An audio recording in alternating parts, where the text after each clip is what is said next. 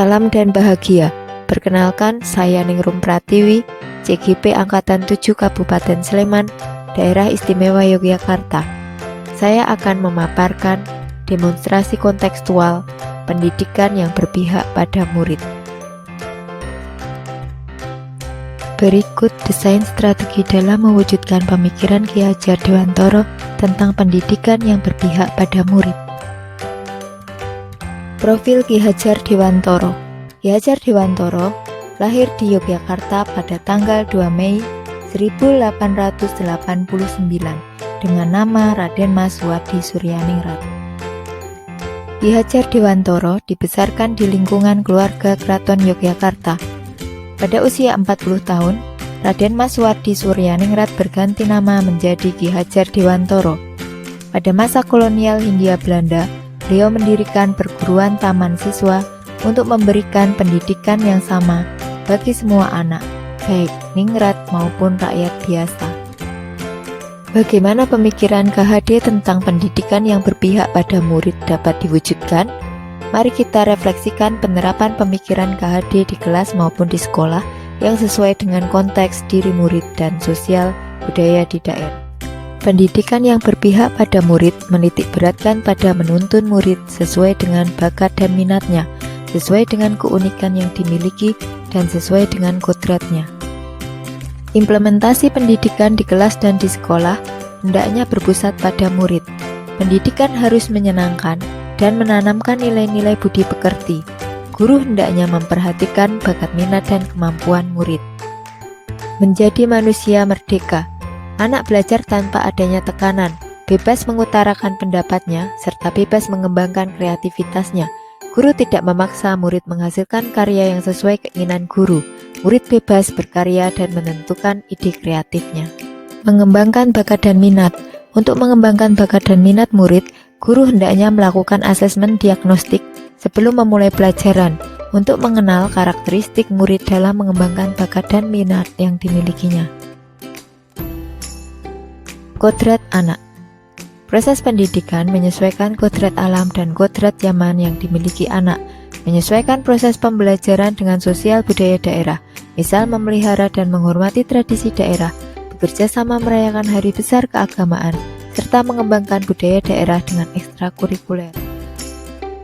Semboyan Ki Hadjar Dewantoro.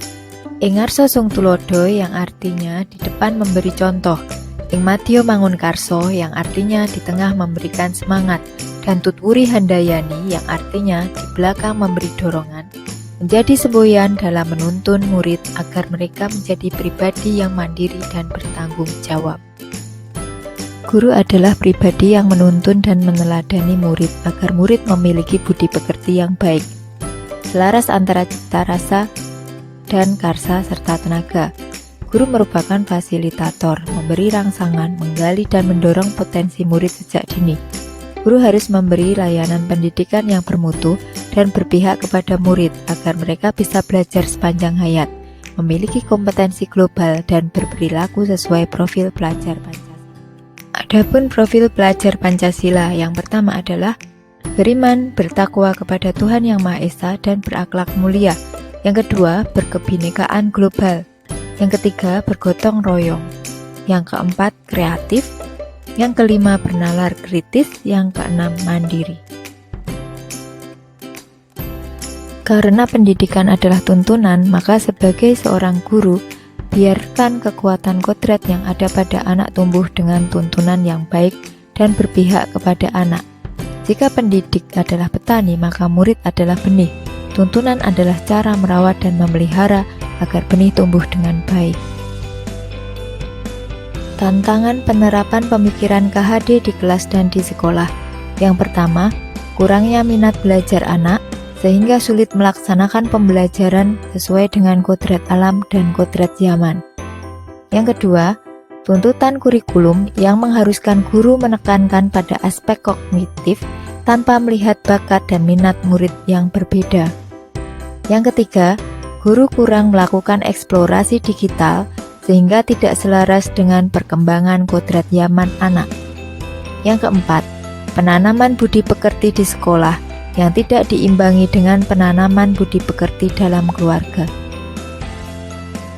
Adapun solusi penerapan pemikiran KHD di kelas dan di sekolah. Yang pertama, menerapkan metode pembelajaran yang menyenangkan dan memahami karakter anak sesuai dengan kodratnya. Yang kedua, sosialisasi pemahaman kepada guru tentang filosofi KHD di mana pembelajaran berpihak kepada murid dengan melihat bakat, minat, dan potensi murid.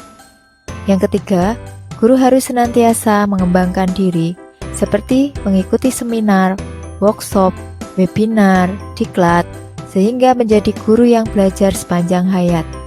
Yang keempat, sosialisasi penanaman budi pekerti bagi anak kepada orang tua, guru, dan masyarakat.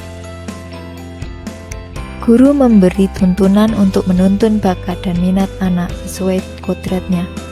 Anak adalah unik dan jangan dibandingkan. Maka, berikan apresiasi sesuai dengan potensinya masing-masing. Demikian refleksi pemikiran KHD yang berpihak pada murid. Semoga bermanfaat. Salam guru penggerak, tergerak, bergerak, menggerakkan.